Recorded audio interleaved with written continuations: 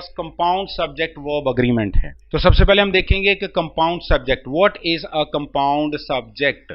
Compound subject के लिए दो नाउन्स जो कि दो या दो से ज्यादा पार्ट्स पे कंसिस्ट हों और वो एंड और या नॉर के साथ ज्वाइंट हो। The word compound means made up of two और मोर पार्ट्स, और ये एक दूसरे के साथ लिंक करते हैं एंड के साथ, और के साथ या नॉर के साथ।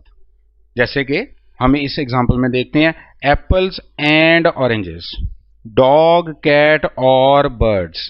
तो ये हमारे अगर सब्जेक्ट के तौर पे आते हैं तो ये वर्ड्स कंपाउंड हो रहे हैं। एग्जांपल में अगर हम देखें कि द रेंजर्स और द कैंपर्स, ये हमारे पास दो नाउन्स हैं, ये दो नाउन्स हैं और इनको ज्वाइन कर रहा है एंड। तो अब जो यहां से लेके एंड की वजह से ये वाला जो सब्जेक्ट बनेगा, this is called compound subject. तो ये प्लूरल हो जाएगा। तो इस तरह से कंपाउंड सब्जेक्ट होता है कि a subject that is made up of two और more than two nouns joined by and और नॉर।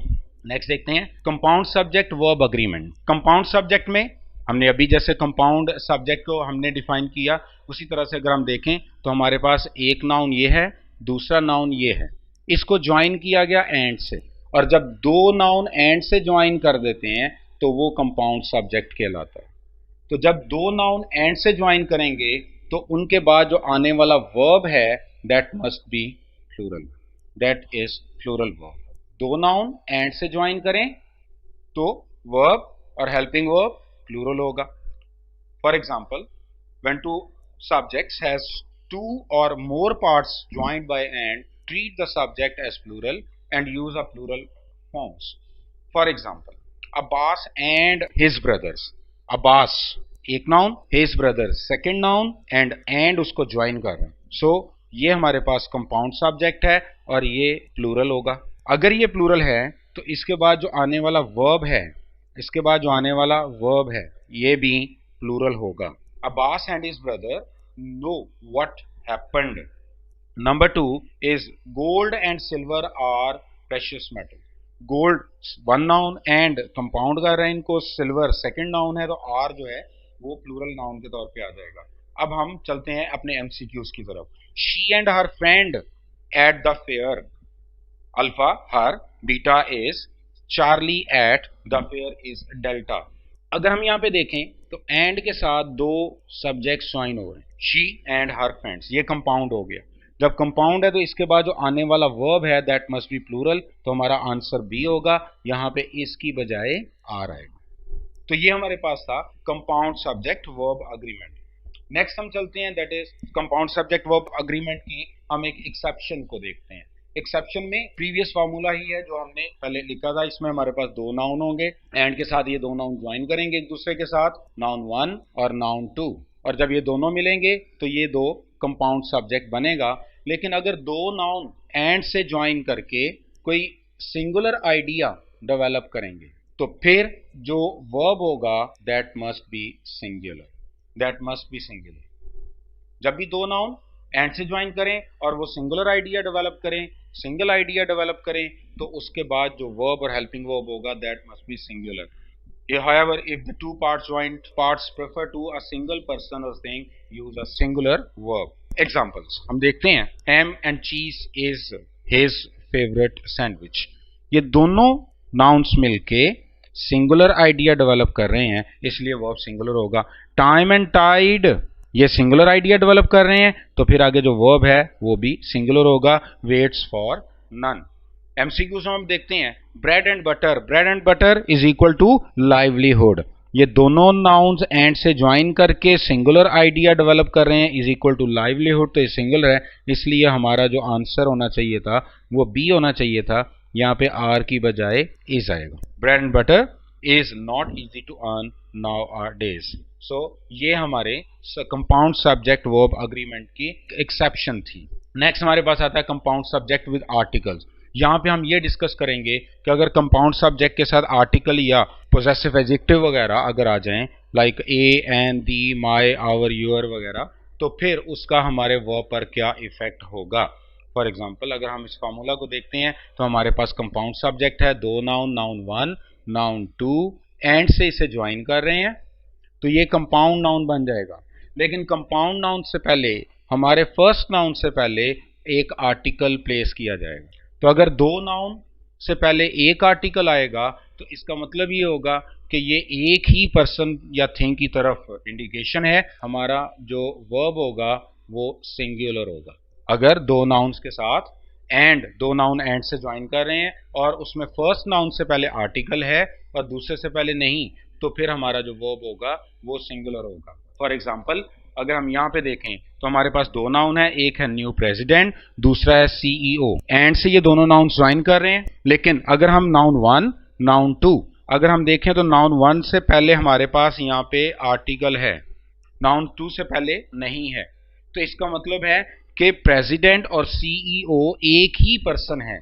वही पर्सन प्रेसिडेंट भी है, वही पर्सन सीईओ भी है। तो अगर ये दो एक आर्टिकल है तो इट मीन्स के यहाँ पे हमारे पास जो वर्ब होगा वो सिंगुलर होना चाहिए और वो अराइव्स है क्योंकि पर्सन एक है। The subject is one person who is both the new president and CEO. अगर हम अब एक मजीद एग्जांपल्स हम इसकी देखते हैं।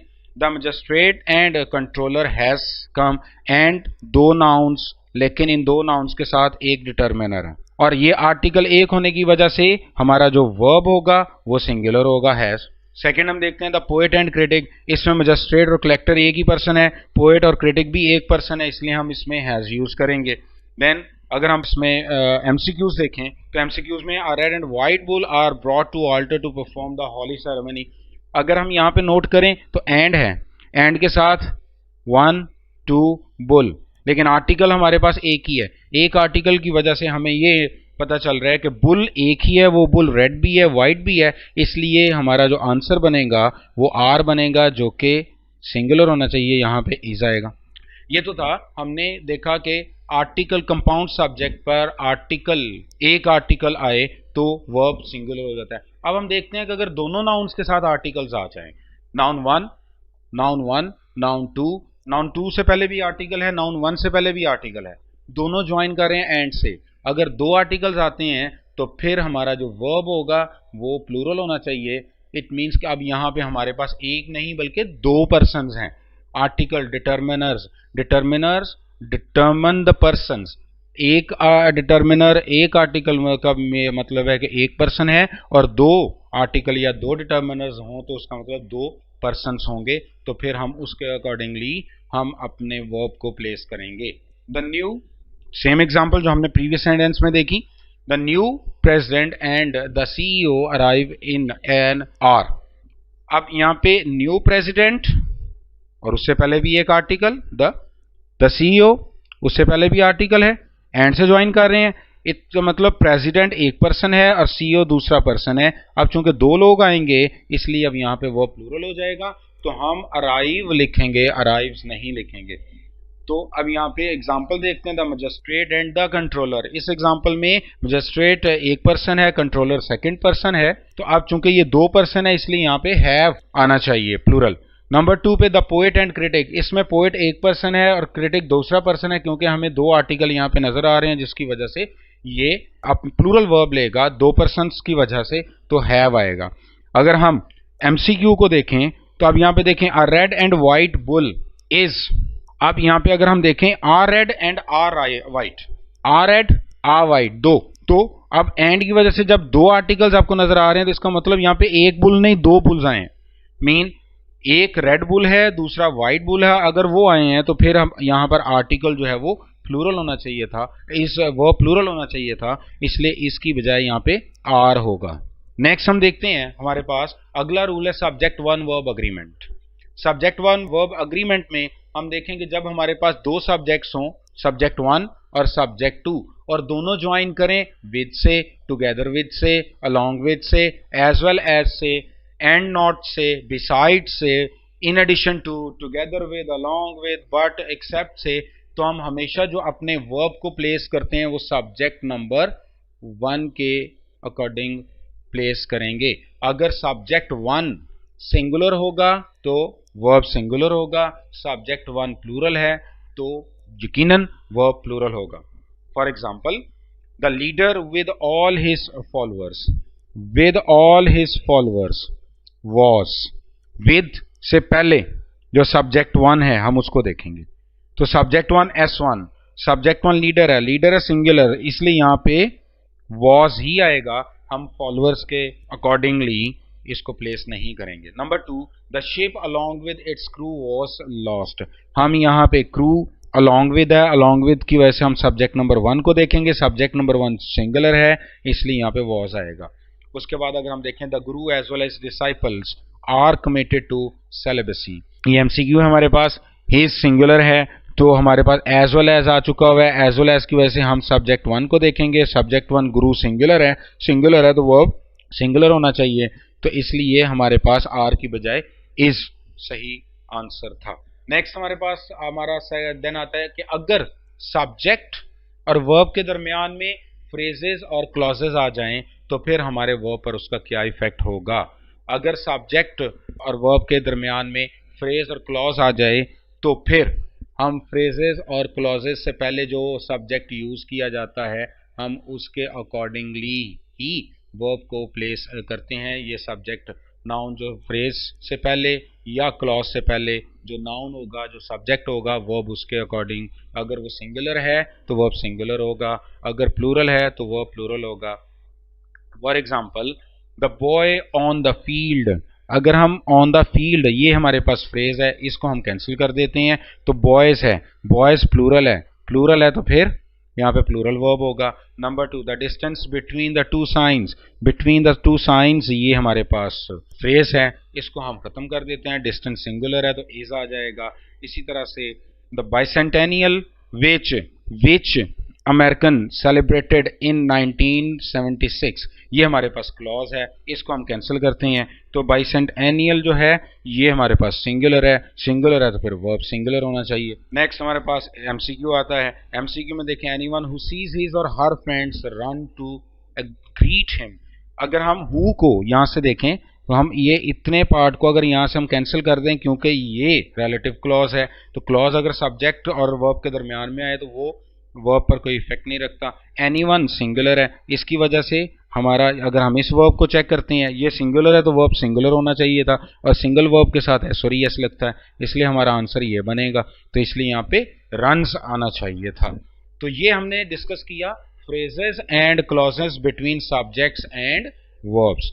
नेक्स्ट हम देखते हैं subject to verb agreement. Subject to verb agreement में अगर हम देखें कि दो सब्जेक्ट 1 और सब्जेक्ट 2 अगर और या नॉर से ज्वाइन करें, ईदर और, नीदर नॉर और नॉर से ज्वाइन करें, तो हम हमेशा जो वर्ब प्लेस करते हैं वो नियरेस्ट सब्जेक्ट के मुताबिक लगाएंगे और सब्जेक्ट 2 के, अगर सब्जेक्ट 2 सिंगुलर है तो वर्ब और हेल्पिंग वर्ब सिंगुलर होना चाहिए, सब्जेक्ट 2 प्लूरल है तो वर्ब और हेल्पिंग वर्ब प्लूरल होना चाहिए। हम अगर एग्जांपल देखें, either you and I, you और आई, अब एम गोइंग, ईदर और, सब्जेक्ट 1 सब्जेक्ट 2, अगर हम ईदर और को देखें और अपने फार्मूला को डेवलप करें तो सेकंड हमारे पास आय है और आय के लिहाज से हम यहाँ पर एम को प्लेस करेंगे।